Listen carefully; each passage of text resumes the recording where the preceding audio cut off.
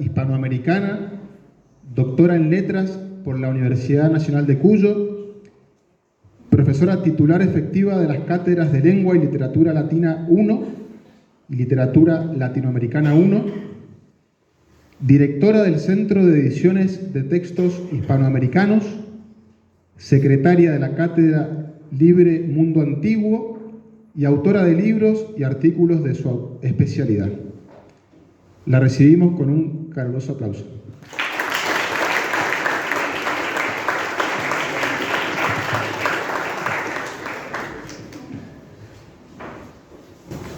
Bueno, estimadísimo público, ustedes saben que yo tengo muchísimo afecto por este público, al que conozco desde hace mucho, en la mayoría de los casos, y en otros casos hace menos, pero es un público además muy selecto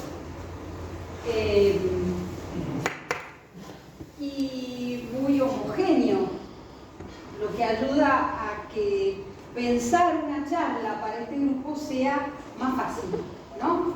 Porque uno sabe más o menos hacia dónde tiene que ir. ¿Por qué proponer leer novelas?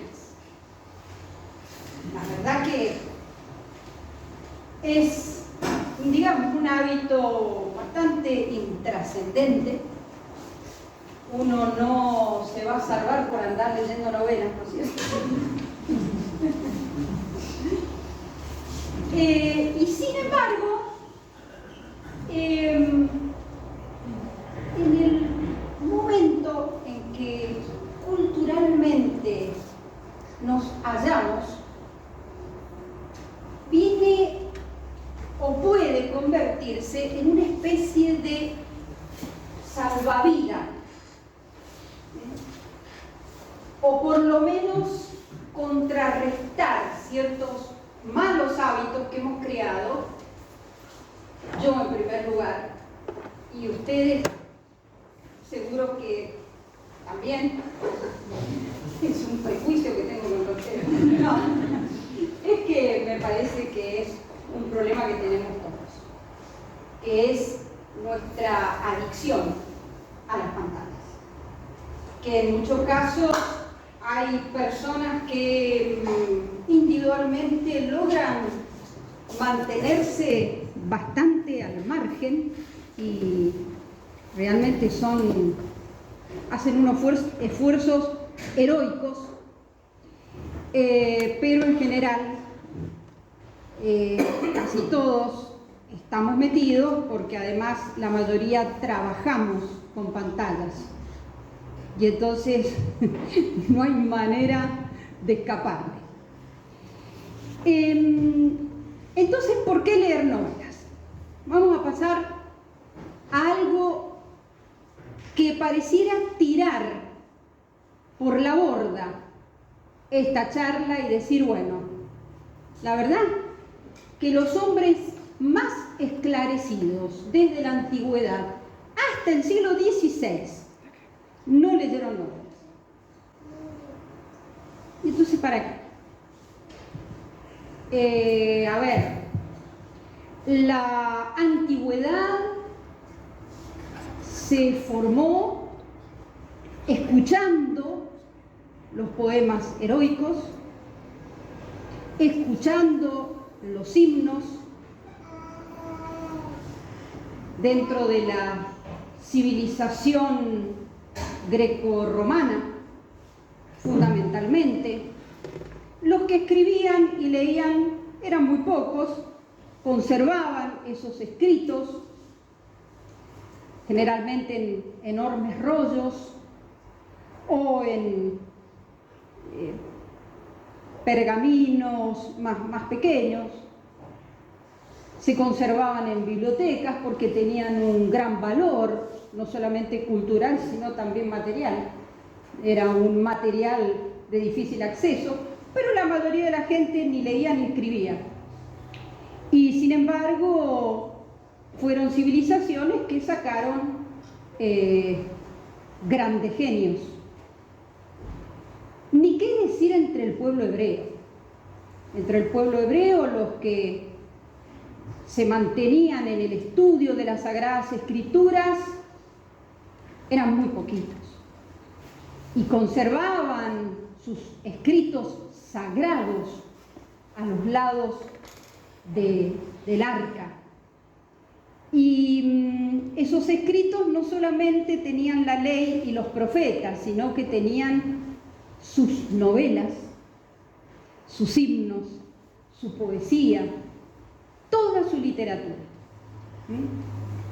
Ustedes piensen que, a ver, ¿qué novela más entretenida que, por ejemplo, la historia de Tobías? No le falta nada. Tiene aventura, milagro, fantasía, terror, amor, dolor, tiene todo. Ni qué decir las novelas como la historia de Ruth o de Esther o de Judith, ¿no? O sea que el pueblo hebreo no necesitaba más que eso. Y podríamos decir, el hombre de hoy no necesitaría más que eso. Si nosotros fuéramos unos excelentes lectores de las Sagradas Escrituras, no necesitaríamos más que eso. Bueno, ¿por qué digo que hasta el siglo XVI? ¿Nadie escribió una novela antes del siglo XVI? Sí, sí. Por de pronto estas historias de las Sagradas Escrituras que yo les he nombrado, que se pueden entender como las primeras novelas de la literatura universal, aquellas que le dieron un molde a las novelas posteriores, a pesar de que estas novelas eran historia verdadera y sagrada. Y las otras, no. Probablemente tenían muchos elementos de ficción. Quizá no todos, pero muchos elementos de ficción. Entonces,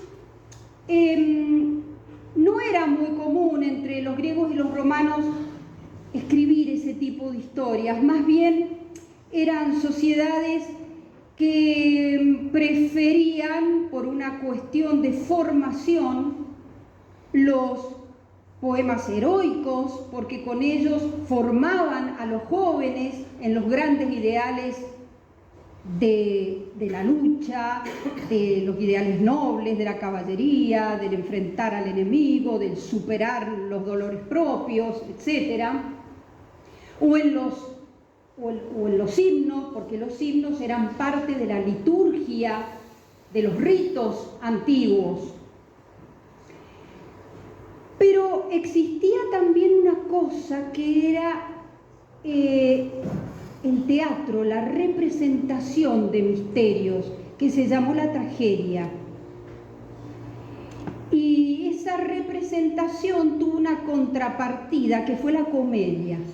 Y si bien la tragedia entre los griegos era la representación de un mito, a partir de la cual el hombre entraba como en una especie de rito en el que por el dolor y la compasión con los héroes trágicos decidía en un acto de libertad individual, porque en eso sí creían los griegos y para eso formaban, ser un hombre noble, formarse como un hombre noble, y para eso era buena la tragedia.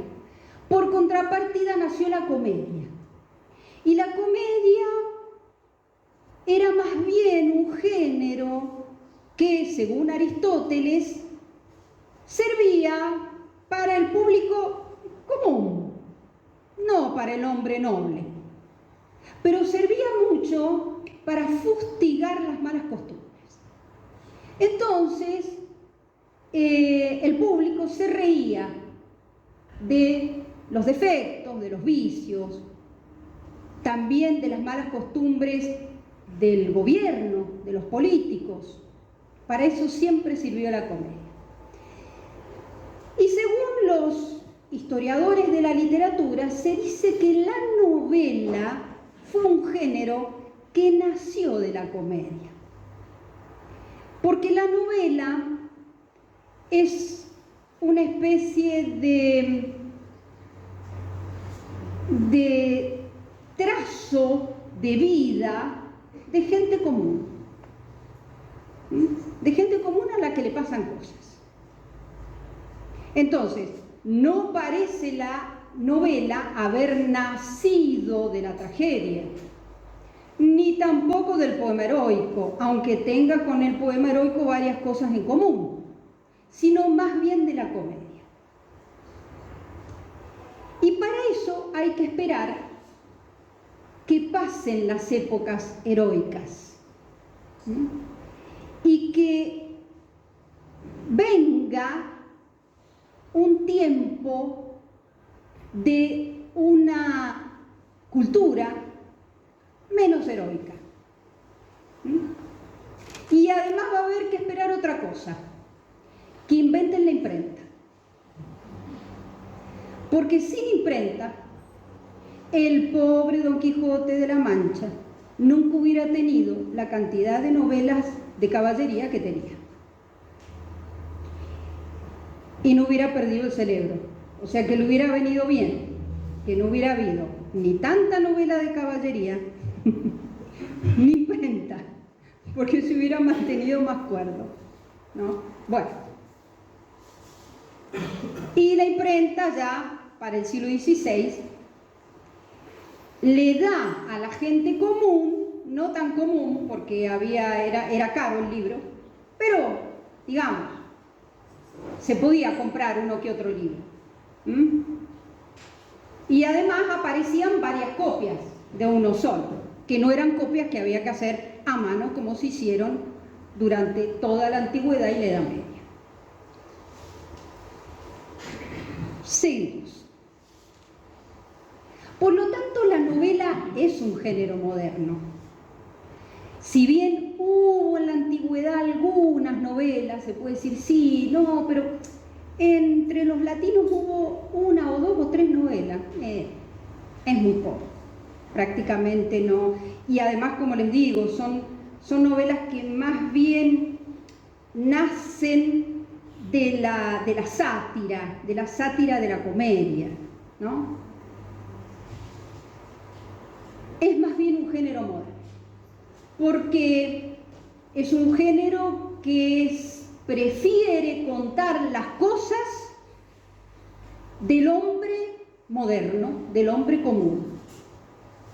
Y además, porque la novela no se cuenta de memoria, no se narra de memoria, como los poemas heroicos, ni se representa como las tragedias o las comedias. Hay que leerla, hay que tenerla en la mano y hay que leerla. Y para eso necesito la imprenta, para eso necesito el invento de la imprenta. Origen entonces de la novela. Una de las hipótesis es que probablemente la novela haya nacido de la comedia. Por ejemplo, hay un estudio de una filóloga, Frida Weber de Kurlat, que dice que, por ejemplo, las novelas de lo que se llamó la novela de pícaros, como el Lazarillo de Tormes, como el Buscón de Quevedo, esos pícaros, nacieron de la comedia. Que el pícaro era un personaje de la comedia medieval, del teatro medieval, ¿no? Y este personaje es como que era el que aglutinaba todos los aplausos del público, ¿no? El público se olvidaba de quién hacía de esto, quién hacía del otro, pero nunca se olvidaba de quién hacía el pícaro. Y entonces como que la novela picaresca toma este personaje y empieza a contar las historias de los pícaros.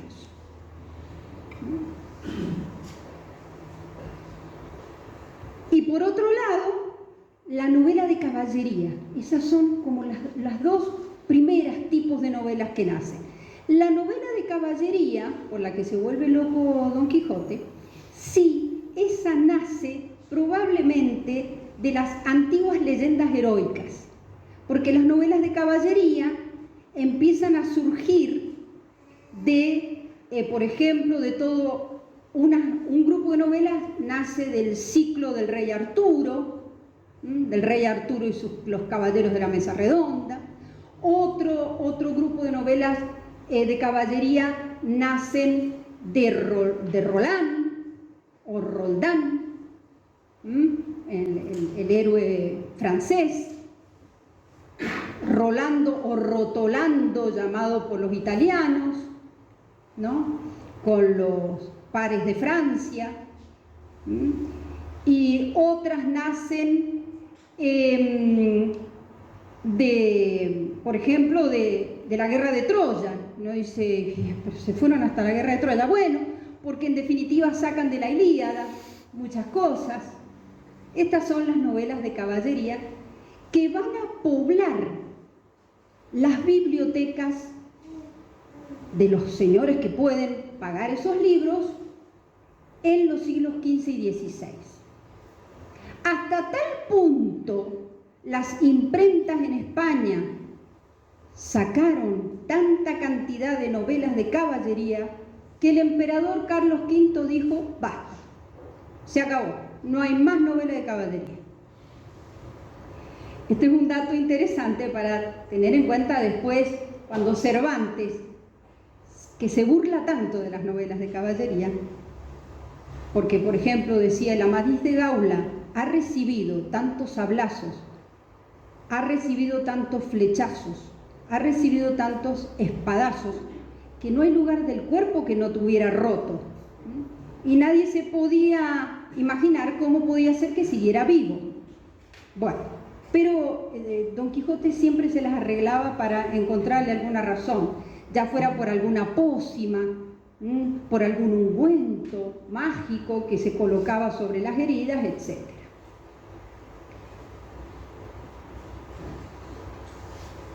Luego de este tipo de novelas, picaresca y novela de caballería, podríamos decir que el primer gran novelista es Cervantes.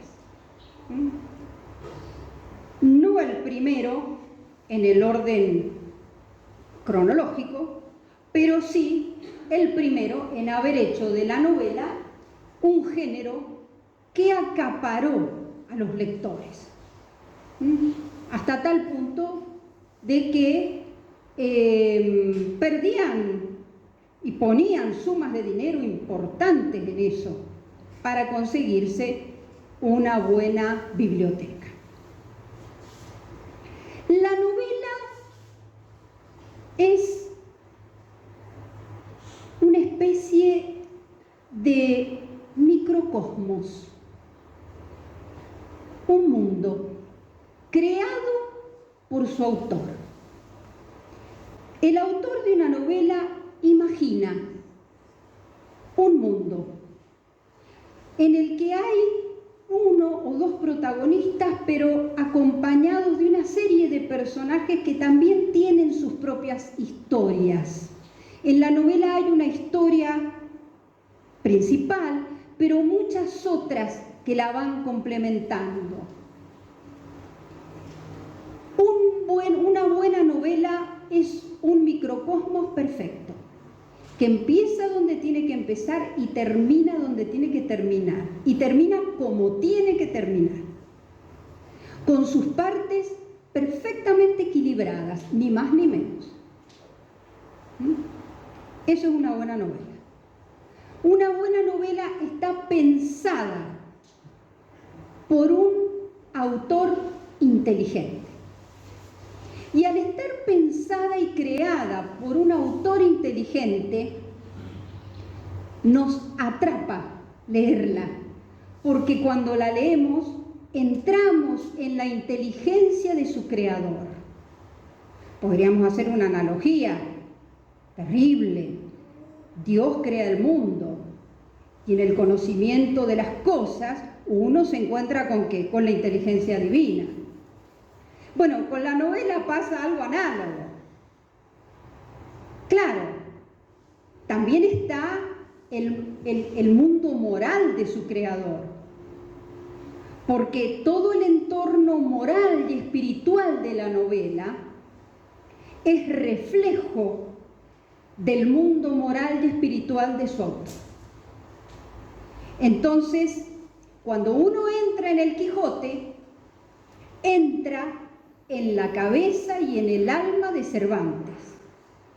De ahí que si Cervantes hubiera sido un personaje de segunda categoría, un tipo sin muchos valores y sin una imaginación un poco menguada y una inteligencia más bien mediocre, no hubiera podido nunca escribir el Quijote. O el Quijote sería realmente penoso de leer. Sería penoso. Lo tiraríamos a la segunda página. Como nos pasa con las malas novelas. Que uno empieza a leer una página y la novela se te cae de la mano. Listo, se te cayó de la mano. No la sigas leyendo. Como decía un profesor mío, Ruiz Díaz, si una novela se te cae de la mano a la segunda página, déjala. Déjala, no vale la pena. Bien. Las novelas muestran entonces, decimos, un microcosmos, un mundo que tiene un espacio determinado, un tiempo determinado, personajes determinados, y el lector lo que hace es meterse adentro. De ahí que valga la pena meterse en una linda novela, porque uno se mete ahí y ahí se queda un montón de tiempo, hasta que la novela termine. Y de ahí que no valga la pena en absoluto meterse en una novela que no es buena, porque uno se mete adentro de un bodrio, del que desgraciadamente incluso una mala novela puede ser atrapante, del que desgraciadamente tiene que salir. Recuerdo, por ejemplo, cuando en la escuela secundaria llegó a mis manos El Señor de los Anillos, porque no estaba traducido al español. Estoy hablando de mi escuela secundaria. O sea, el año 81. Y recuerdo haberme pasado 3 meses en El Señor de los Anillos. No sabía ni qué pasaba alrededor.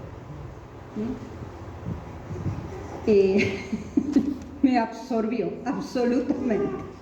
En aquella época no teníamos televisión nada más, pero no podía competir contra eso, era imposible que compitiera contra eso. Burguesía y novela. ¿Qué tiene que ver esto? Y tiene bastante que ver, porque al ser la novela un género moderno, nace en realidad con el ascenso de la burguesía. Ya se han terminado las épocas heroicas, ya se ha terminado la Edad Media. El ascenso de la burguesía a las capas más altas de la sociedad, las mismas monarquías, se han vuelto bastante burguesas ya para el siglo XVII. Son un poco excepcionales, por ejemplo, la monarquía de España todavía. Y la novela, de alguna manera, va a reflejar esta condición, de manera tal que los protagonistas de las novelas modernas ya no son los héroes del pasado, sino que son hombres más bien comunes. Aun cuando algunos de ellos pertenecen a la aristocracia. Eso va a seguir hasta prácticamente fines del siglo XIX, donde pueden aparecer personajes de la aristocracia, ¿no? Pero los protagonistas son hombres comunes y generalmente con problemas comunes.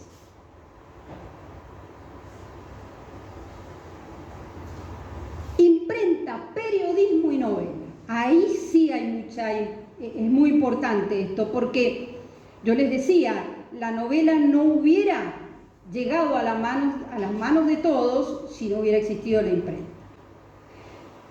Pero encima, no solamente se crea la imprenta, sino que además la imprenta crea los periódicos, ya en el siglo XVIII. Y entonces, con los periódicos, las novelas empiezan a aparecer por entregas, en capítulos.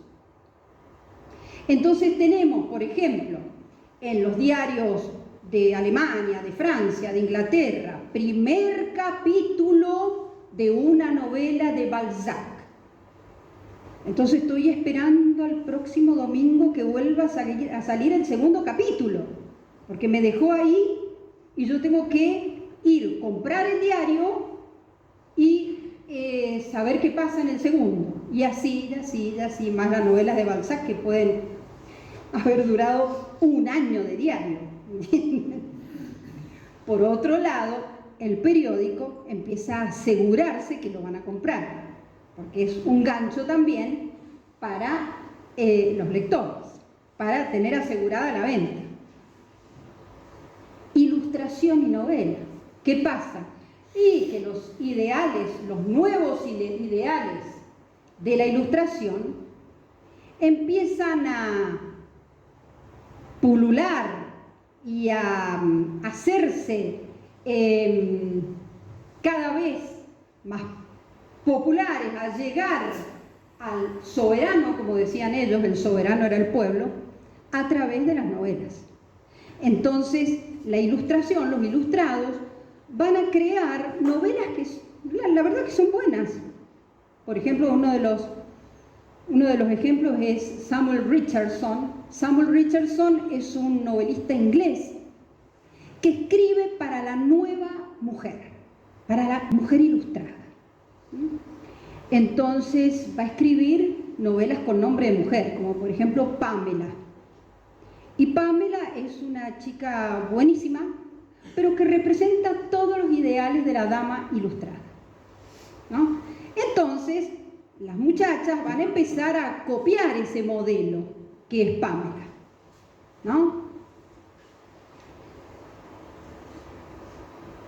Revolución y novela. La revolución va a hacer lo mismo también. Entonces, todos los ideales de la revolución también van a utilizar sus novelas para llegar también con estos nuevas ideas contrarias a la monarquía, contrarias al credo católico, a través de novelas que fueron famosas, ¿no? Y que desperdigaban todos estos ideales por todos lados.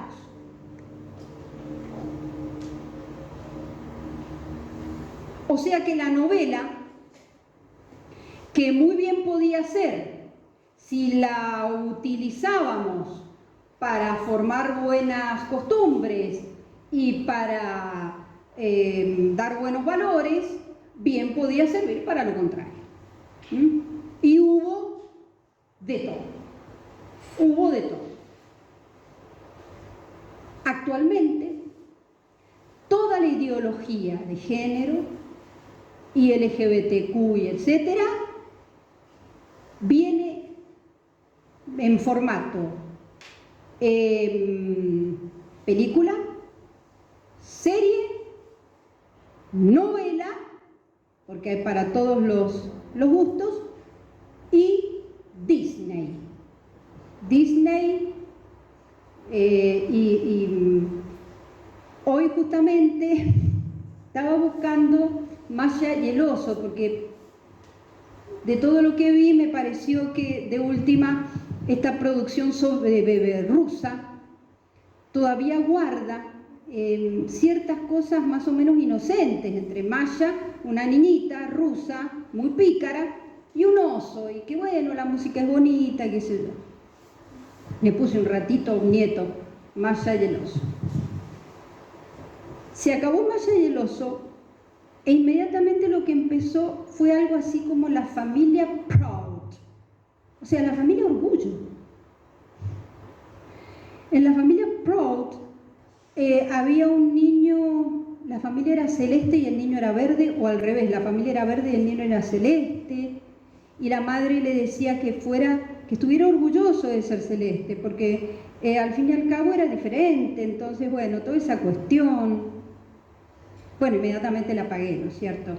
En otras oportunidades he visto, por ejemplo, que en Shrek 3 o Shrek 4, ya no sé por dónde va Shrek, el que era trans en la Shrek 1, que era un cantinero, ya es un personaje principal en el Shrek 4, no sé cuál.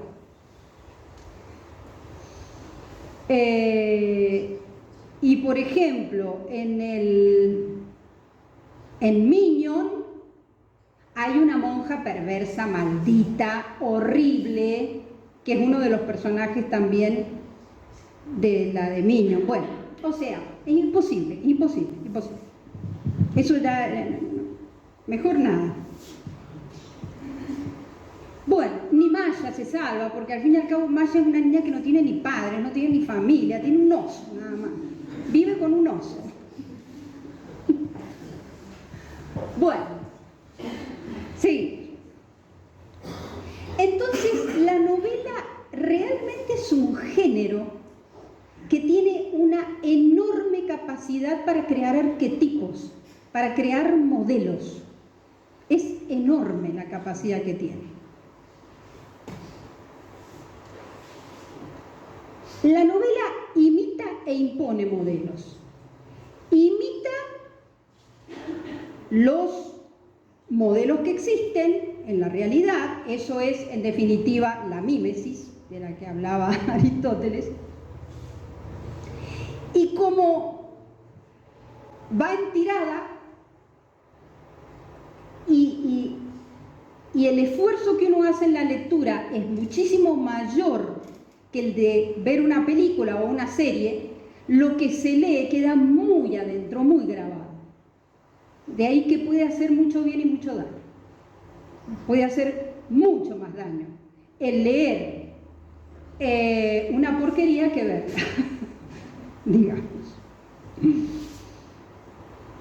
Por eso hablamos de bondad y maldad de las novelas. ¿Qué hay que evitar leer? O sea, podríamos no leer, ¿me entienden? Podríamos no leer. Pero bueno, ¿qué pasa? Estamos muy metidos con las pantallas.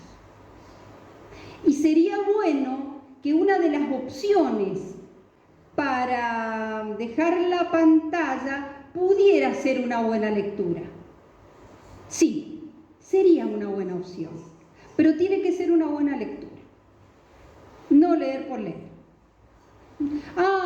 Mi hijo lee un montón. Sí, qué lindo, ¿qué lee? Lee una serie de, no me acuerdo en este momento, pero estoy repitiendo algo que me ha dicho una colega. Una serie de novelas de futuro distópico chinas. Qué lindo. Con las cuales se ha hecho después, se han hecho juegos eso. Claro, o sea, sería mejor que no leyera nada. Que no leyera nada, tampoco que jugara el jueguito. No, pero es que gracias a que jugaba el jueguito fue a la novela. Bueno, o sea, hizo todo el descenso ad ínferos completo, digamos. Claro. Evitar leer las estupideces, las novelas malas, las novelas sentimentaloides tipo Crepúsculo. Me acuerdo que una hija mía había traído Crepúsculo que una compañera se le había prestado en el colegio. Y la escondía debajo de la almohada para que yo no la viera. Pero, como hacía mal la cama, fui a armar la cama y me encontré con la novela Crepúsculo. Bueno, y leí unas partes, claro, es literatura súper comercial, malísima, mal escrita, no tiene ningún valor. Esos Dráculas que no son Dráculas, o sea, el Drácula, la novela Drácula es buenísima, porque él es un demonio, Drácula es un demonio que vive de la sangre de los otros. Pero este es un Drácula que no come sangre humana, entonces nada más que animal. Y bueno, el olor, le decía yo a mi hija, el olor que debe tener ese chico, imagínate, continuamente chupando sangre de animal. Imagínate, le decía yo, el gato, el perro, que vos andés chupándole la sangre. Bueno, y lo que hay que procurarle, miren, yo creo que un buen autor es una buena novela. ¿Pero qué es un buen autor? Y un buen autor es una cabeza formada, una cabeza inteligente, un espíritu armado, una vida moral, por lo menos con conciencia, porque puede ser un Lope de Vega que era bastante moralmente, digamos, andaba de acá para allá, pero tenía conciencia de cuál era el pecado, por lo menos, y cada tanto pedía perdón. Bien, entonces, buen autor, buena novela. Valor fundamental del autor: la novela manifiesta el mundo moral de su autor. La novela es un microcosmos creado por la inteligencia de su autor. Si ustedes van a una librería y tienen dudas respecto de una novela, fíjense quién es su autor, fíjense quién es, averigüen. Si el tipo es un producto así medio comercial, posmoderno, no, sinceramente no vale la pena, no vale la pena, porque todo eso va a estar en la novela. Y aún así, un tipo inteligente, bien formado, con una, diríamos, una inteligencia religiosa, aún así no tiene por qué ser un buen escritor, Por ahí no es un buen escritor, pero por lo menos no vamos a leer una porquería. Por ahí diríamos, está medio más o menos escrita esta novela, bueno, pero por lo menos no nos metimos a leer las 800 sombras de Grey, no sé cómo, disculpe, pero usted no escuchó. Otra. Bueno, entonces, frente al avance de las pantallas, yo puedo hacer una cosa: o me dejo vencer por las redes sociales y por el YouTube, me dejo vencer y me convierto en una ameba, o por lo menos voy eligiendo un grupo de novelas y digo, a ver, en vez de pantalla me voy a poner a leer esto. Claro, pero a ver, hay que ganarle a la pantalla. ¿Con qué le gano a la pantalla? Ese es el problema. ¿Con qué le gano a la pantalla? La pantalla me da todo y me pide esfuerzo cero. Y está estudiado que en cuanto yo prendo la pantalla se libera una cantidad de serotonina, no sé qué, que produce dopamina, que produce placer. Bueno, eso también produce una buena novela, ¿eh? Eso también produce una buena novela, pero tiene que ser una novela linda, buena y que me atrae. Si no, me voy a convertir en una merma. La novela entonces puede contrarrestar esas pantallas, pero voy a tener que hacer un esfuerzo de mi voluntad, de querer que eso sea así, y de estar consciente de que una buena novela a mí me puede hacer bien. Me puede hacer bien intelectualmente, moralmente y espiritualmente. Aunque no sea una novela específicamente religiosa, no importa. Una buena historia de vida, bien contada, donde el bien es el bien y el mal es el mal, hace bien. No vale la pena leer por leer. No. Malos autores, malas novelas, eso seguro, por más que el tipo escriba bien, no vale la pena. Preferencia de los clásicos, ahí está. Preferencia de los clásicos. Mejor, ante la duda de esta novela escrita por fulano de tal, me voy al clásico, me voy al clásico. ¿Y el clásico? ¿Cuál es el clásico? Yo les voy a hacer una propuesta de clásicos. Por ejemplo, malos autores, malas novelas.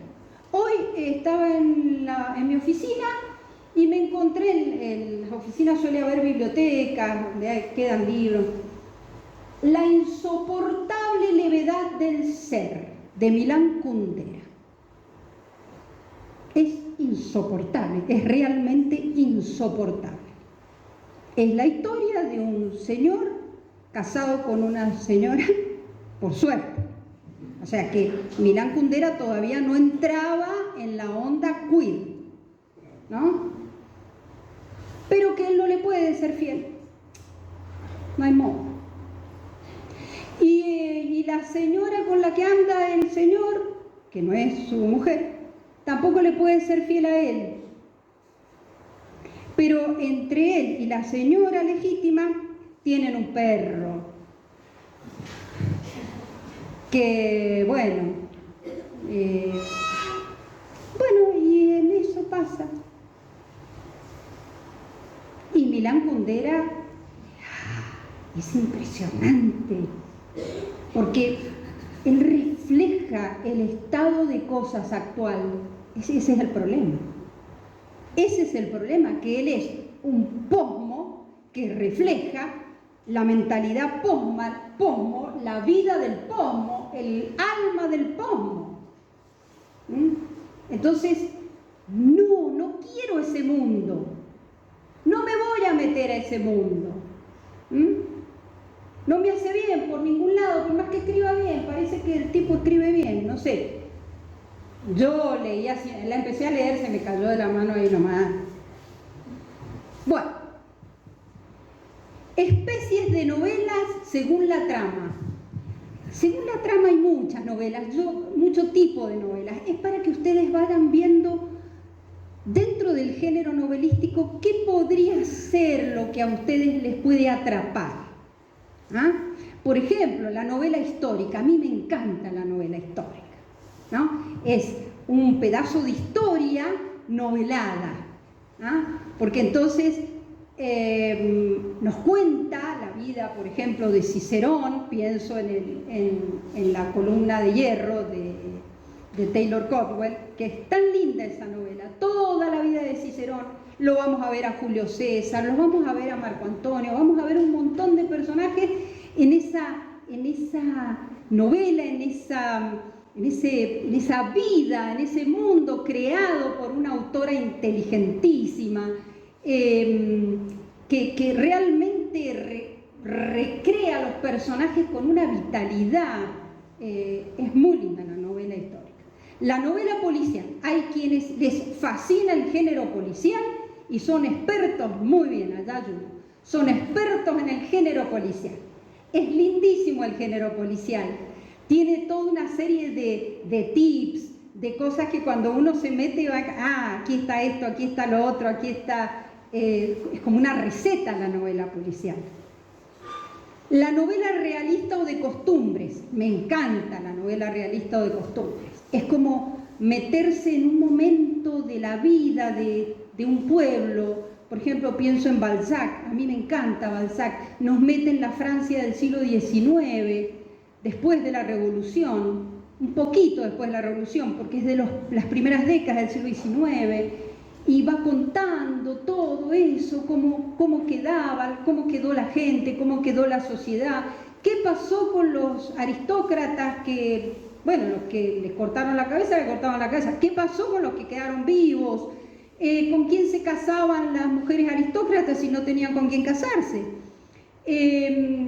Claro, porque se casaban entre aristócratas, pero les habían cortado la cabeza, la mayoría se había muerto, entonces vivían un montón de solteras juntas y así se les pasaba la vida, ¿no? Bueno, tantas cosas. Hagiografías noveladas, son preciosas las hagiografías noveladas siempre y cuando el que escriba una hagiografía novelada sea realmente un hombre de una gran espiritualidad, si no. Una vez empecé a leer una de Santa Teresa que era vergonzosa, directamente vergonzosa, no se podía seguir. Novelas de aventuras, las novelas de aventuras son hermosísimas, sobre todo para los chicos más jóvenes. La novela ensayística es medio plomo para mi gusto, porque la novela ensayística, pero hay gente a la que le gusta mucho, es una novela que responde a una idea. Y entonces no pasan muchas cosas. Más que todo, el autor habla y reflexiona, o en boca de los personajes mismos, que reflexionan acerca de una serie de temas, pero hay poca acción. La novela sentimental, fascinación, chicas, por la novela sentimental. Los buenos amores, no siempre terminan bien, es verdad, pero bueno, ahí está, uno va siguiendo, claro, un buen amor, una buena alma, bueno, puede ser triste, puede ser alegre, pero la novela de formación es aquella en donde el personaje empieza en un estado probablemente malo y termina a través de una serie de peripecias siendo mejor de lo que era, o encontrando su camino, encontrando la fe en muchos casos. La novela de misterio, me encanta la novela de misterio, a veces, porque las películas de misterio a veces nos dan cierto miedo. No me refiero a las películas esas de terror, donde salen cosas burdas por ahí, sino el misterio a veces tiene su cosa, pero cuando uno lo lee, el misterio cala muy profundo, sobre todo si el autor es un gran autor de misterio, como alguno que le voy a proponer. La novela psicológica, me encanta la novela psicológica, hay autores que se meten en la psicología de los personajes y son geniales. La novela de ciencia ficción, a mí mucho no me gusta, pero hay muy buenas novelas de ciencia ficción y muy interesantes y muy entretenidas. En las novelas de aventura y las de ciencia ficción y las policiales le pueden ganar a la pantalla,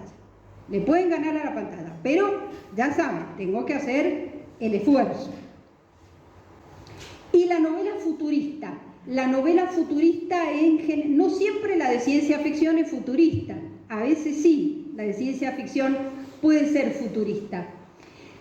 Pero la novela futurista en general es la novela del futuro distópico, es decir, post-apocalípticas o ese tipo de cosas. Bueno, a mí mucho no me gustan, pero por ahí a los jóvenes hay algunas que son buenas, Bien, entonces voy a hacer una propuesta de lectura por niveles. Son 3 niveles de lectura. Nivel 1, nivel 2, nivel 3. Nivel inicial, nivel 2, nivel 3. Si realmente el que no se dejó atrapar por las pantallas y reza sus oraciones diarias y además lee la Biblia, listo, ya está. Es un genio. No lea novelas. ¿Para qué? ¿Entienden? Esto es un camino para los que estamos haciendo el esfuerzo de sacarnos las pantallas de encima y a la misma vez necesitamos algo, un momento de distracción, un momento del día en que queremos meternos en algo que sea bueno y que nos distraiga. En un nivel inicial, yo comenzaría con los policiales. Por ejemplo, Agatha Christie, ¿no? Y Agatha Christie no la subestimen, porque no es una lectura solamente para adolescentes. Agatha Christie es muy divertida, Ustedes pueden comprarse una colección de Agatha Christie y tener el Agatha Christie para la noche. Primero en las oraciones de la noche, ¿no sé? Claro, después el Agatha Christie. Bueno, Arthur Conan Doyle, obviamente, Sherlock Holmes. Leerlo es otra experiencia, chicos, no es lo mismo que las películas. Es otra experiencia, porque Conan Doyle es un hombre muy inteligente, y muy perspicaz, y muy agudo, y escribe re bien. Y cuando uno se mete a leerlo, es muy irónico, por ejemplo, tiene bromas, es otra cosa. Y Wilkie Collins también, que es otro inglés, una de las novelas más conocidas de él es La piedra lunar. Es muy interesante también, es muy interesante, muy divertido. También puedo empezar por la novela de costumbre, pero ojo, ¿cuál es de costumbre? Y yo diría, de Cervantes y las novelas ejemplares, no el Quijote. No empiecen por ahí. No empiecen por ahí porque van a fracasar. Las novelas ejemplares son re divertidas, son historias muy entretenidas. Algunas son incluso muy graciosas, como por ejemplo el licenciado Vidriera. El licenciado Vidriera era un hombre que se creía de vidrio. Bueno, imagínense a partir de ahí.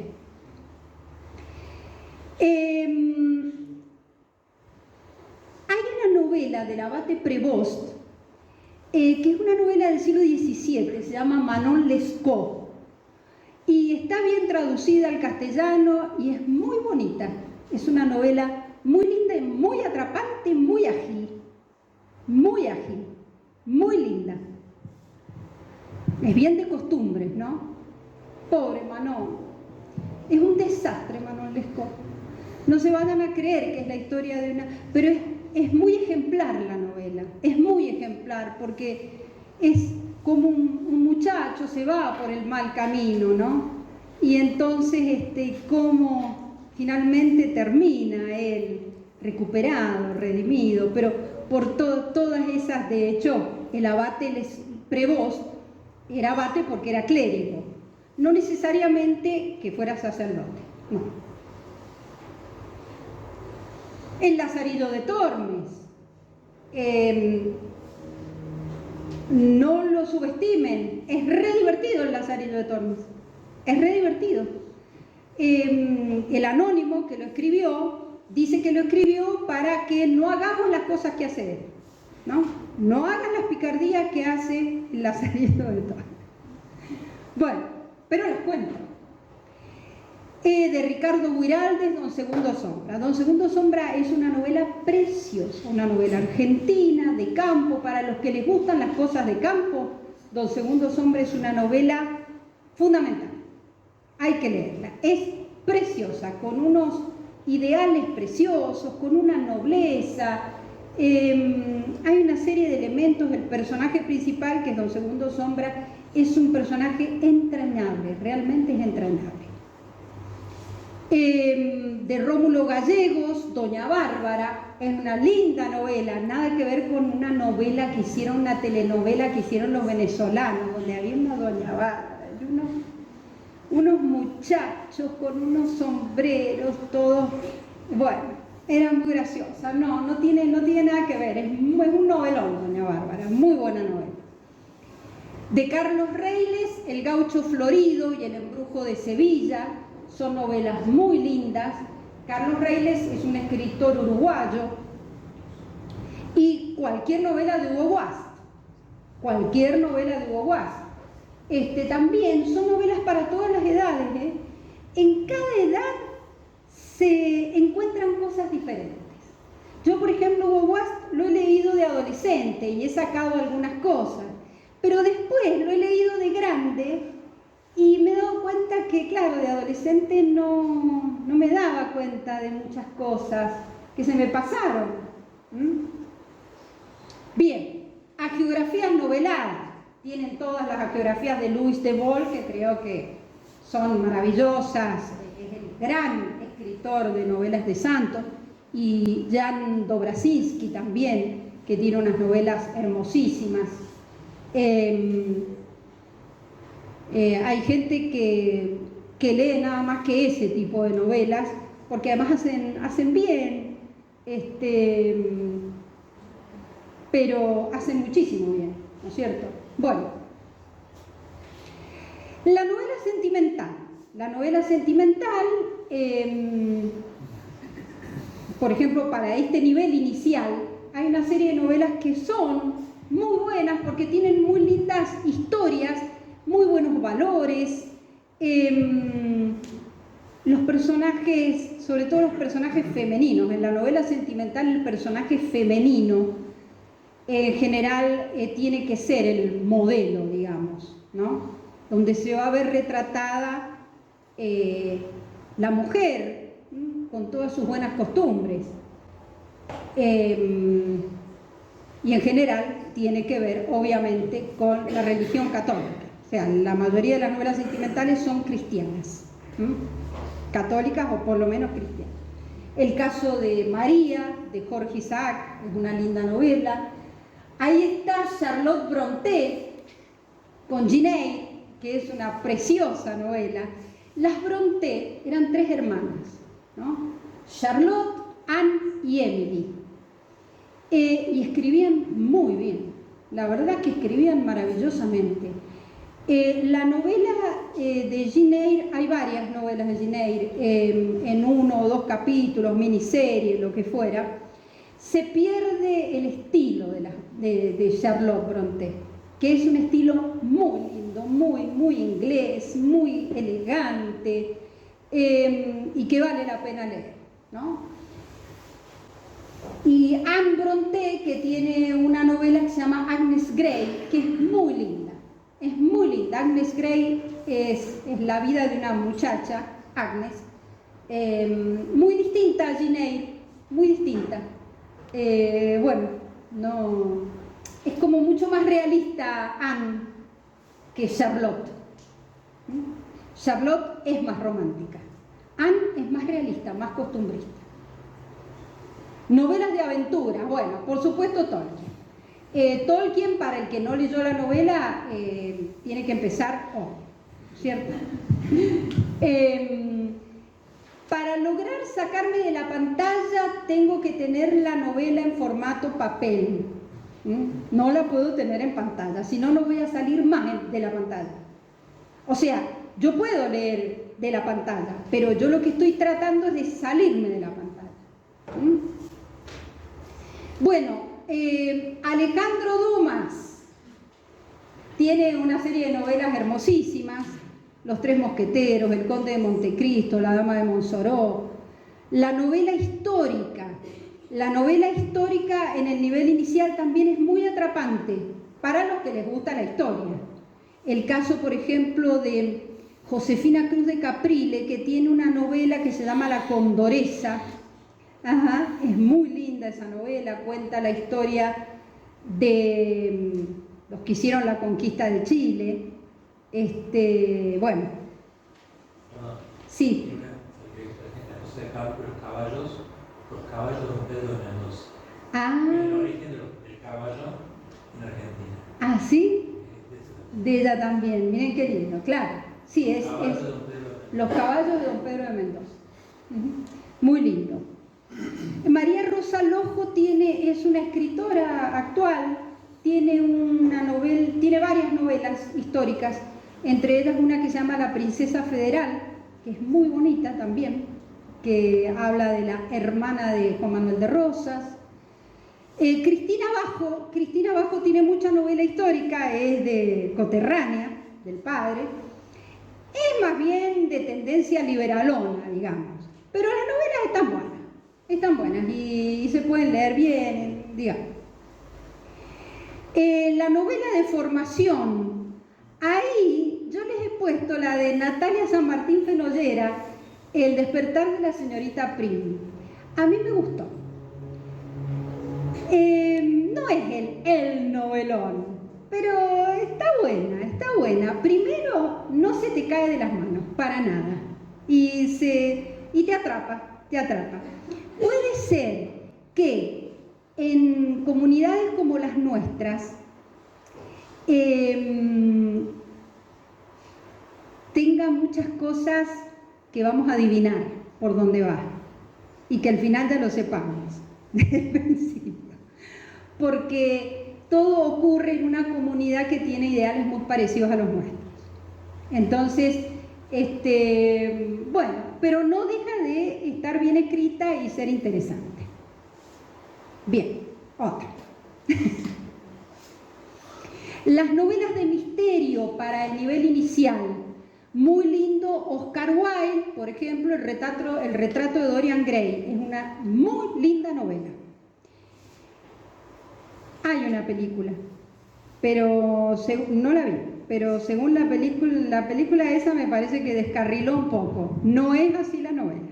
O sea, la novela deja entrever que hay ahí algo, pero la película se va al pasto, digamos. Y también pueden servir volúmenes de cuentos, porque hay veces que hay ciertos lectores que dicen, no, yo no me aguanto la novela porque empiezo a leer, ¡boom!, me quedé dormida. Entonces, el cuento está bueno porque lo empiezo y lo termino de una sola. Lo empiezo y lo termino. El cuento es una historia que va hacia el final y que lo más importante del cuento es cómo termina. No así la novela, porque yo en la novela al final puedo hasta saber cómo termina y no me importa, lo que me importa es todo lo que pasa en el medio. Bueno, si voy a buscar cuentos, entonces voy a buscar cuentos clásicos como de Edgar Allan Poe, los cuentos de misterio, Guy de Maupassant, Chesterton, por ejemplo, los del Padre Brown, o las novelas cortas de Chesterton, pero yo no diría que Chesterton está en un nivel inicial. No, porque las novelas cortas de Chesterton son bastante más complejas. Horacio Quiroga es un excelente cuentista argentino. Julio Cortázar, Julio Cortázar es muy buen cuentista, pero sí, es entretenido porque mirá lo que pasó, mirá lo que le pasó al tipo ese, pero no tiene valores Julio Cortázar.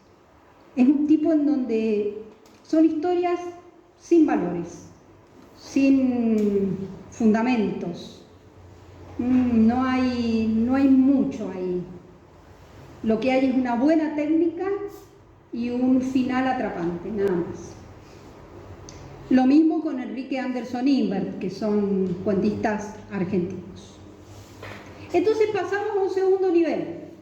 En un segundo nivel, ya sí, entramos en un nivel más complejo. Para pasar al segundo nivel yo tengo que tener ya experiencia de lectura. Tengo que tener experiencia de lectura, gusto por la lectura, haber hecho lecturas anteriores, porque si no me va a costar mucho empezar por ahí. Si tengo que empezar, empiezo por el nivel anterior, no por este. La novela de costumbres. Aquí tenemos a Benito Pérez Galdós. Les puse dos, El abuelo, Fortunata y Jacinta, pero tiene millones, son un montón de novelas que él escribió. Y son todas lindas. De Juan Valera, como por ejemplo Juanita la Larga. Stendhal para mí es un escritor que me encanta. Es tan bueno que la otra vez en una librería de libros usados volví a ver una de las novelas de él, que es Rojo y Negro, y me la compré. Y cuando llegué a mi casa me di cuenta que ya tenía 2 Rojo y Negro. 2, o sea, es la tercera.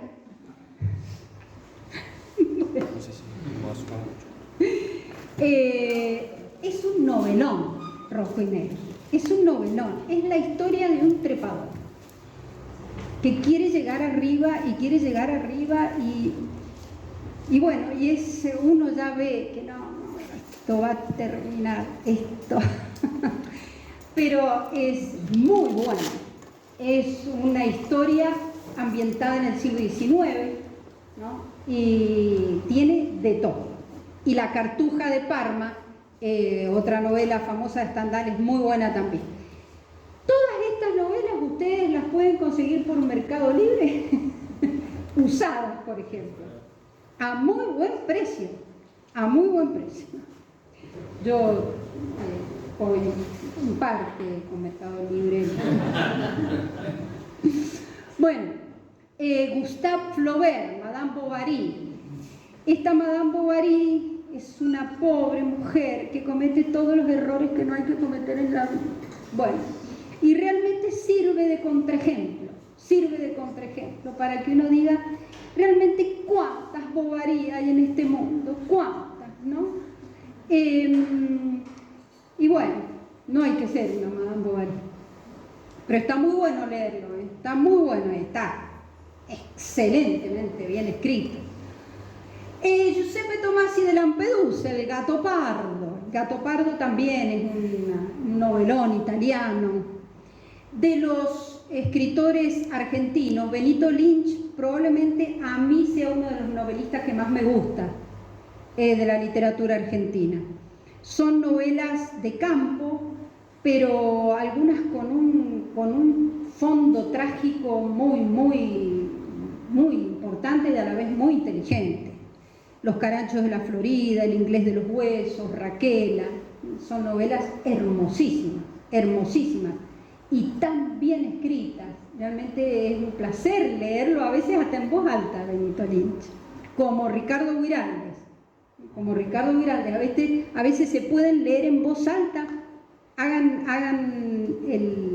la experiencia para que vean lo que es el sonido de la lengua de esos escritores. Bueno, ahí está Charles Dickens. También, no lo tengan a Charles Dickens como un escritor de niños o de adolescentes. No, Charles Dickens es un gran escritor. Lo que pasa es que uno tiene la experiencia de las películas. La BBC hizo muchísimas películas basadas en las novelas de Charles Dickens. Pero cuando uno las lee toda esa imaginación de este escritor inglés que hace además una gran crítica social, ¿no? Muy atinada, muy bien, porque él critica un poco esa sociedad inglesa burguesa de aquella época, ¿no? Avara y puritana y hipócrita, ¿no? Bueno, una de las que a mí más me gustó es Grandes Esperanzas o Historia de dos ciudades. Y hay un novelón de William Makepeace Thackeray que se llama La Feria de las Vanidades. Es una novela excelente, inglesa también, son novelas del siglo XIX. Es una maravilla de ver cómo una pobre mujer también que intenta escalar socialmente y cada vez se hunde más, pero el final es desopilante, el final es desopilante, es una cosa increíble. Bueno, las novelas de misterio. Aquí aparece en este segundo nivel un escritor norteamericano que es excelente, que es Nathaniel Hawthorne. Hawthorne es un escritor del siglo XIX que escribió La letra escarlata, que se hizo una película, pero que la película es muy inferior a la novela, La casa de los siete tejados y muchas otras más. La agudeza con que este escritor retrata la sociedad norteamericana puritana de principios del siglo XIX es una maravilla, es una maravilla. Bueno, ahí está el gran Henry James. Les recomiendo que lean esta novela, Otra vuelta de tuerca, de Henry James. Es un novelón. Es un novelón. De las novelas de misterio yo creo que es una de las mejores que yo he leído. Está retratado el mal del demonio, de una manera tan sutil, y a la vez tan profunda, ¿no?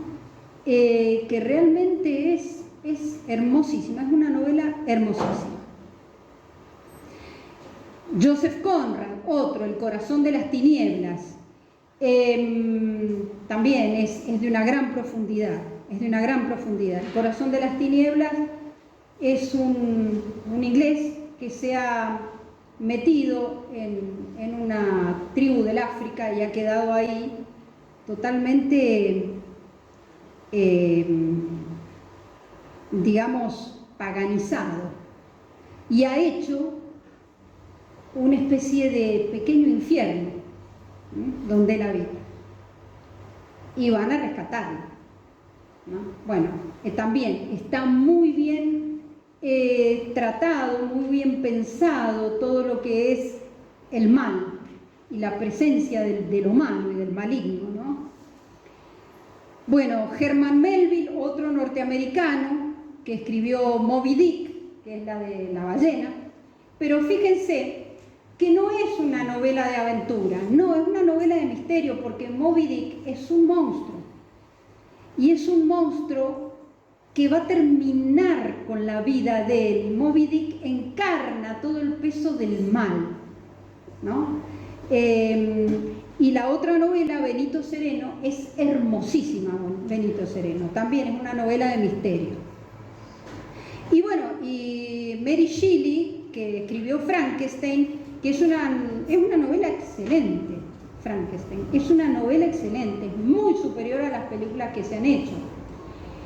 Comienza con unas cartas muy intrigantes y después se mete ya en la historia de este horror que se produce en ese Londres que se ha lanzado al cientificismo y en honor de la ciencia llega a esta aberración a la que llega, ¿no?, este pobre doctor Frankenstein.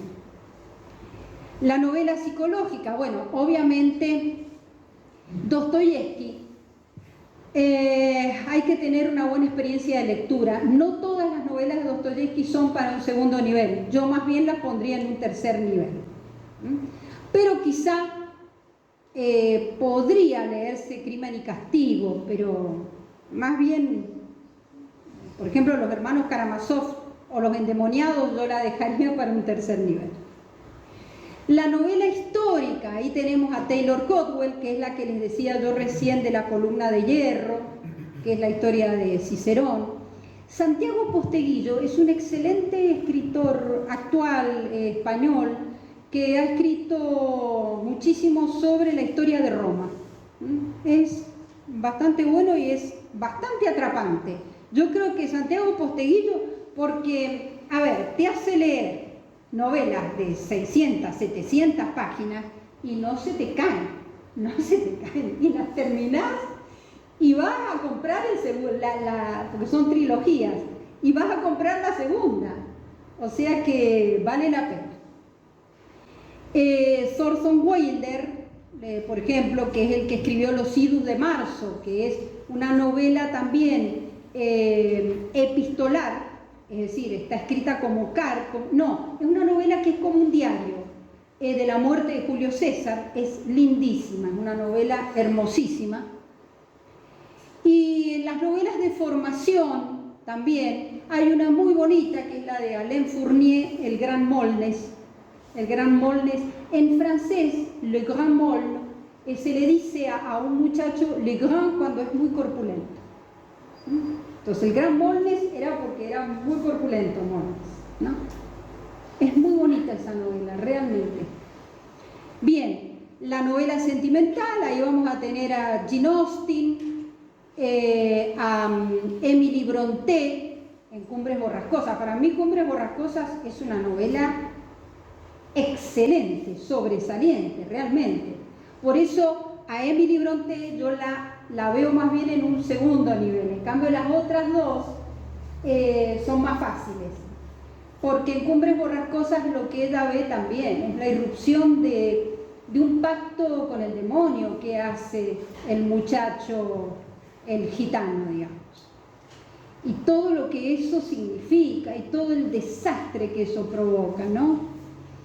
La novela de aventuras, como por ejemplo la de Fenimore Cooper, El último mohicano, es una novela muy bonita, preciosa. Fenimore Cooper es un escritor norteamericano del siglo XIX. Novelas de guerra, para los que les gustan las novelas de la Primera o Segunda Guerra Mundial, aquí está la de Erich Maria Remarque, Sin novedad en el frente, que se hizo también película. La novela es preciosa, es de la Primera Guerra Mundial. Es preciosa esa novela de Remarque. La historia comienza cuando un soldado que está en la trinchera tira y mata a un enemigo y el enemigo se le cae adentro de la trinchera.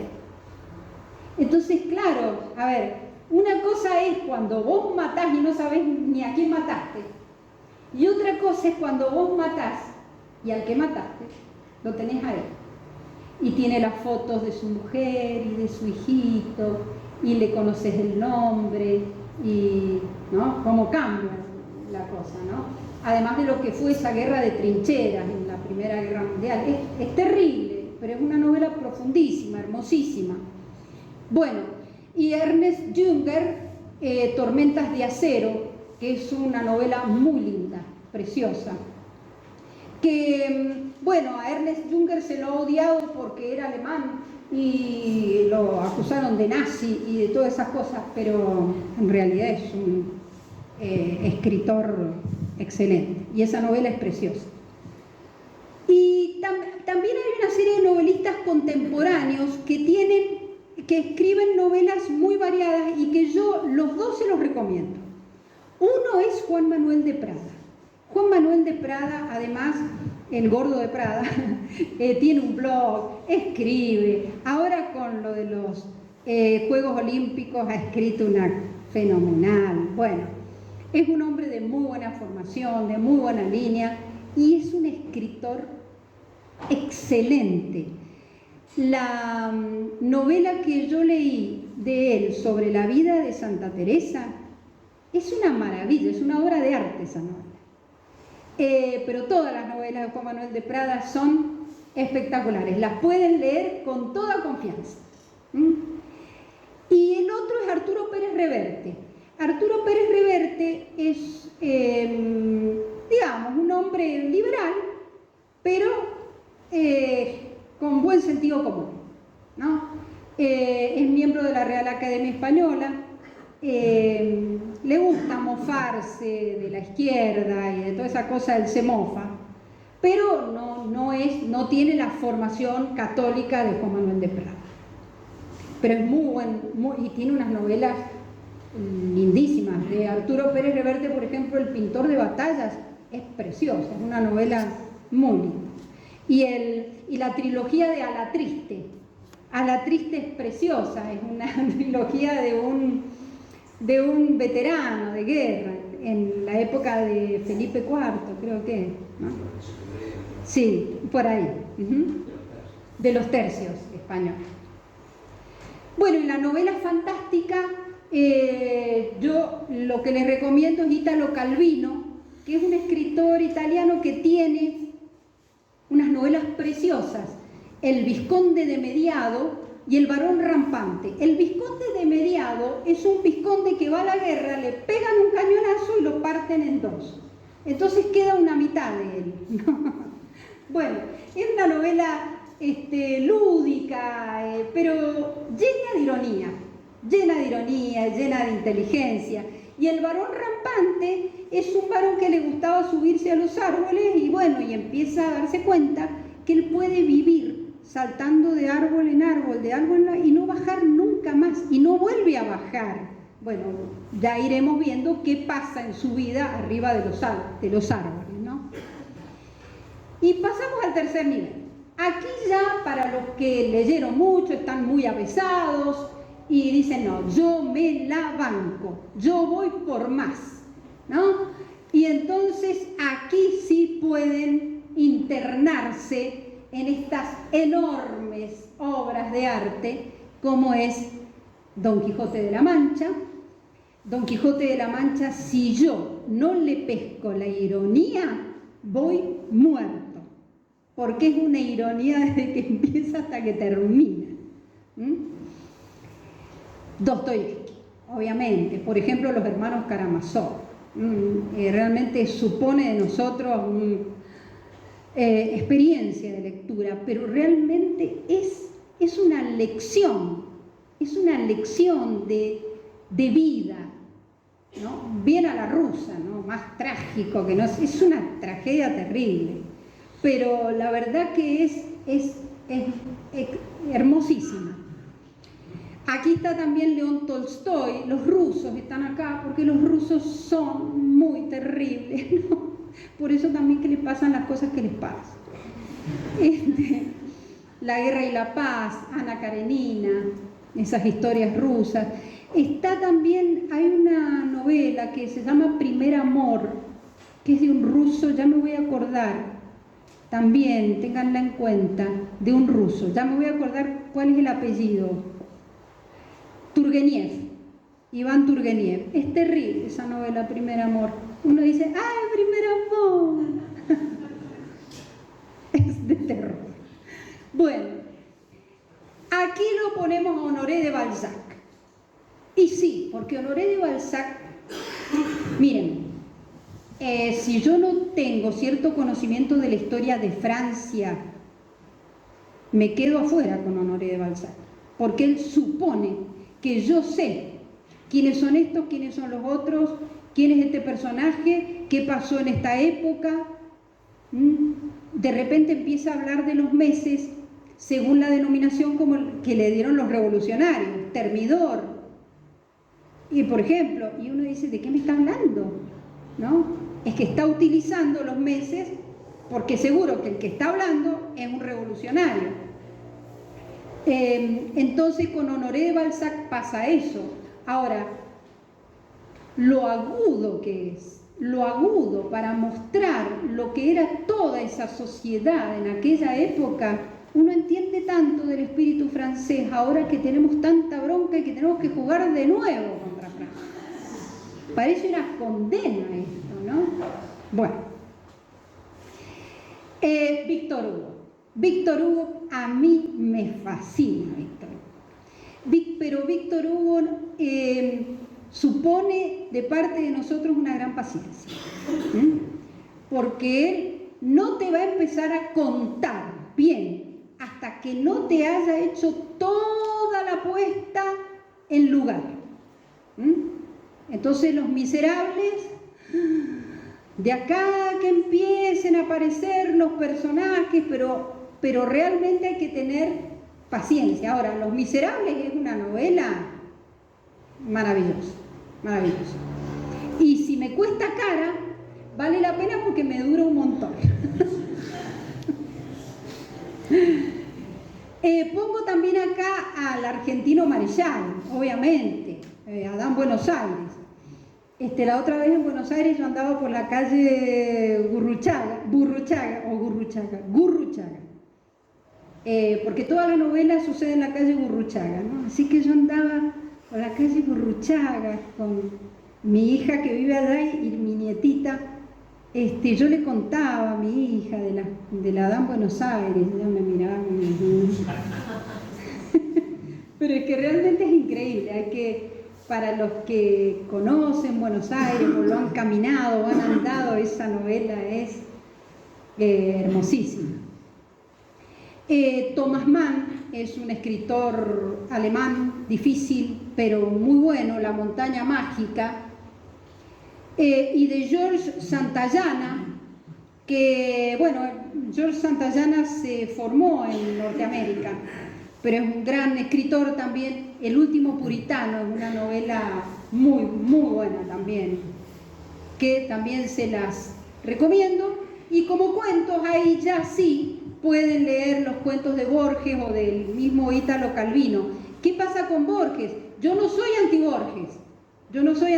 Vieron que por ahí, entre novis, hay una cosa del no Borges. Pero, ojo, los cuentos de Borges son muy buenos. Lo que pasa es que son difíciles.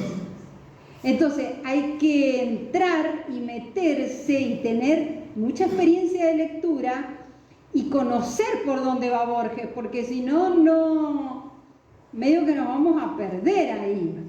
¿Ah? Pero tiene cuentos muy lindos, muy interesantes. Lo que pasa es que hay que estar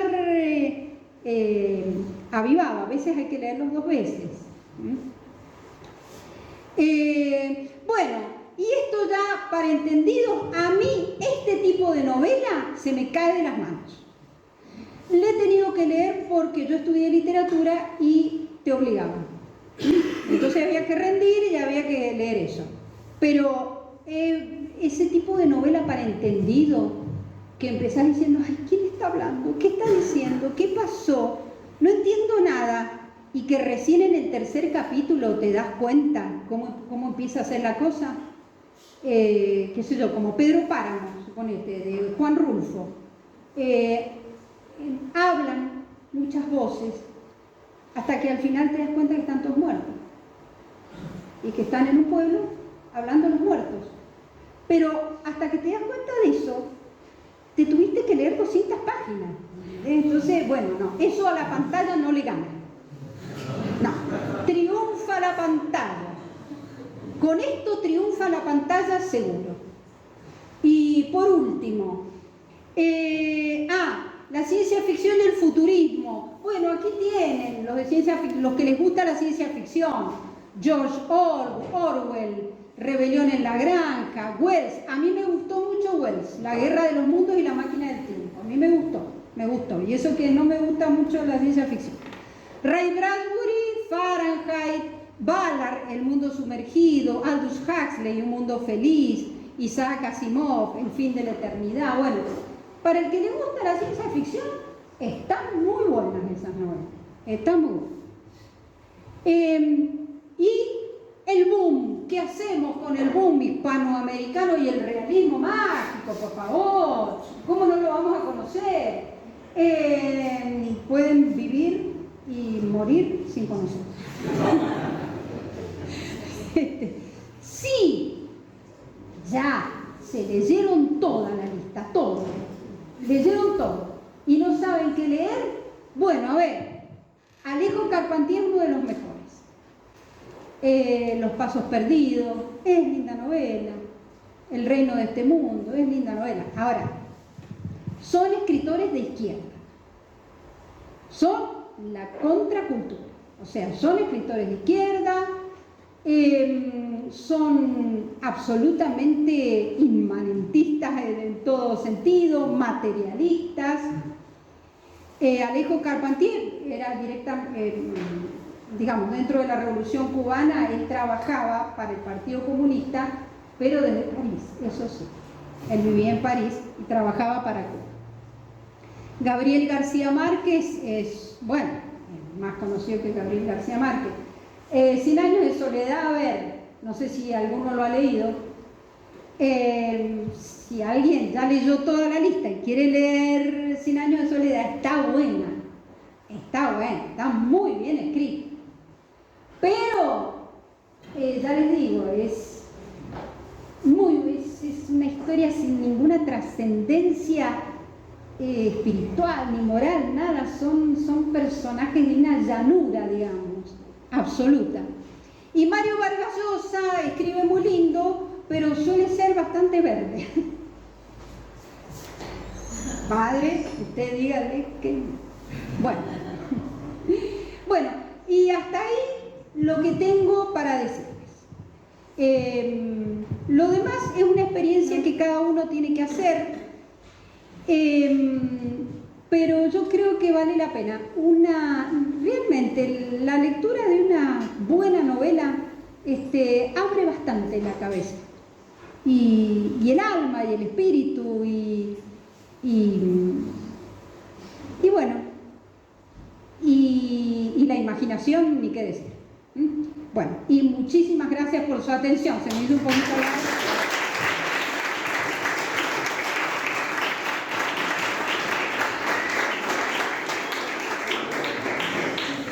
Bueno, muchas gracias, profesora. Abrimos para algunas preguntas. Por favor. Profesora, bueno, Sí. muchas gracias. Me encantó Por favor. muchas gracias. Bueno, Sobre todo la lista. la lista, claro. Mi pregunta es, me gustaría saber su opinión respecto a un criterio pedagógico para ir presentando esta lista de libros a los niños, a ver si el criterio puede ser, por ahí que se escucha, ¿no? Que el chico agarre el libro que está a su disposición y si no es para su edad, o no lo atrapa, lo va a soltar naturalmente, Sí. o por ahí que uno vaya diciendo, no, esto por ahora no vamos a hacer, no hagan cosas moralmente malas que un niño no tenga que Eso es fundamental. Sacando ese tipo de libros, como que qué criterio por ahí se Bueno, también. si son tus hijos o son tus alumnos. Si son tus hijos, fundamental, sí, cuando son chiquitos, el niño entra por el cuento que le lee la mamá, ¿no? Eso es fundamental.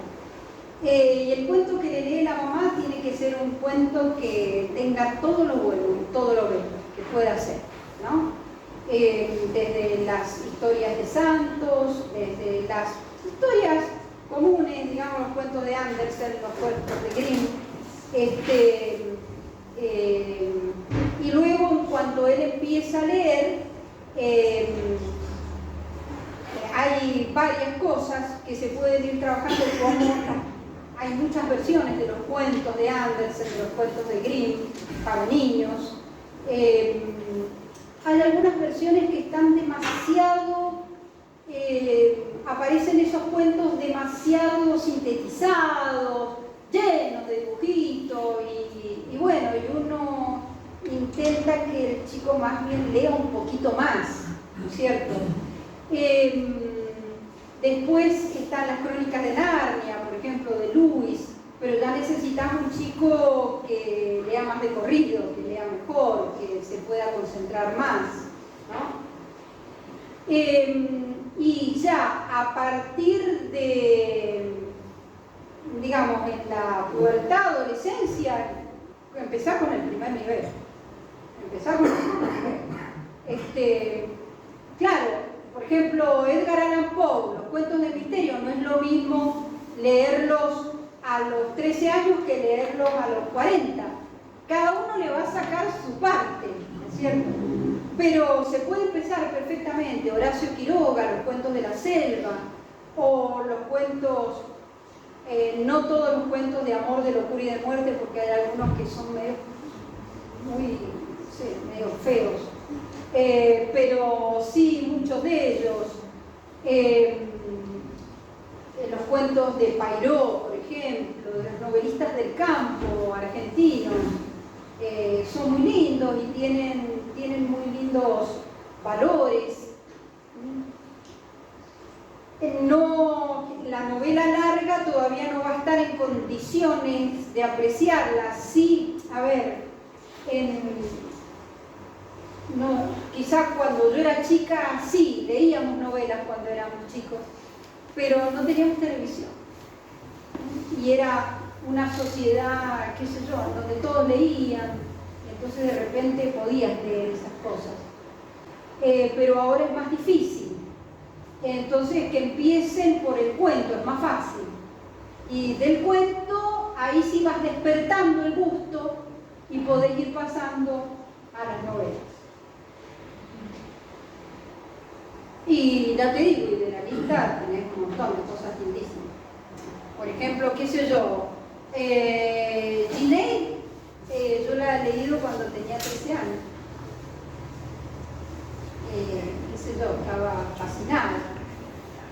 Pero quizá para ahora un chico de 13 años, no sé, una chica de 13 años, una lectura para niñas. Y había cosas que nunca entendí. Por ejemplo, ese verdadero problema que él tenía con esa mujer con la que estaba casado y no estaba casado, yo no entendía muy bien, pero no me importaba, porque yo lo único que quería es que Jane Eyre se casara con él. Que saliera esa bruja que estaba ahí, se lo impedía, nada más, era lo único que me importaba. Sí. ¿Cómo? Sí, hay muchos escritores de novela histórica. Sí, por ejemplo, está Manfredi. Manfredi es muy bueno. Manfredi, claro, es el que escribe Alexandros. Pero, a ver, ¿qué pasa?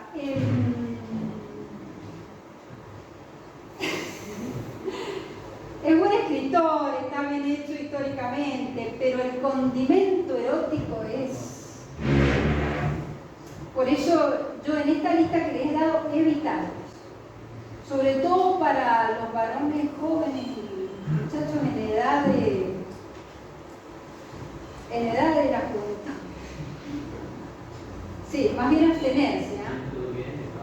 Sí, más bien abstenerse de la... Porque no es verdad que uno dice, bueno, no importa, si es eso ya lo tiene superado. No lo tiene nadie superado. Salvo cuando ya sos requete viejo y ya no te importa nada en la vida. Pero si no lo tenés. Entonces, mejor... Y en la novelística clásica no vas a encontrar ese condimento que sí aparece hoy en día en la novela moderna de ahora, actual. No lo conozco. Pero... Ajá. Español. Sí. Escribe novela histórica. Tiene cosas muy buenas y de pronto no se la empieza a meter por contenido. Ah, claro. Sí. Qué cool. Está muy de moda. Está muy de moda. Muy bien. Ajá. Eso es muy bueno. Ajá. Y el cromado, el elemento ese, sí. Mariana, puede llegar a ser malo que nunca se salga de ese mundo que puede sobrepasar más, no sé, con el Señor de los Anillos, por ejemplo. Claro. Es más patente así o con otro tipo de cosas que se enganchan, ¿no? No sé. Puede ser malo que el adolescente, que el niño o el joven no salga y le empieza a gustar y que remera, que uso, que pasa, que en el fondo es pensar todo. Que vive en una nube de ficción, ¿no es cierto? Eso puede haber pasado hace 100 años. Actualmente, ojalá alguien se enganchara con la lectura. Por ejemplo, sí, yo he escuchado, ya ni siquiera de mi generación, generaciones anteriores que vivía leyendo y como Don Quijote, ¿no es cierto? Las noches de claro en claro y los días de turbio en turbio, bueno. Pero es muy raro que hoy en día pueda llegar a pasarle. Sería un caso bastante especial. Porque la lectura en general no hace vicio. En general no hace vicio la lectura. Y menos hoy en día. Que prácticamente está ausente.